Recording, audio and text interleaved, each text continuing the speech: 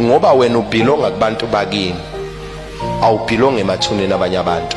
Kodwa wena mawufuna amandla uyawafuna kaIsrayeli. Kwenzeka kanjani?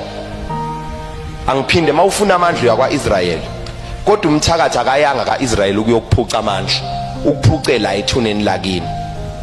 So kusho ukuthi amandla akho akuphi? Ala Ngitshele manje ukuthi wena obelonga abantu bakini, wena ubelonga kuNkulunkulu. Nabo babantu bakini babelonga kuNkulunkulu. Wonke umuntu ubelonga kuyena uNkulunkulu. And futhi makuthi sokholwa sithi sokholiswa ukuthi kukhona abantu abathakathayo. Ibhlungu ukuthi wena unenkolo yakho ikholwayo uyikholiswa ukuthi khona umuntu ozomelana nempilo yakho. Hayi ibhlungu into enganjalo.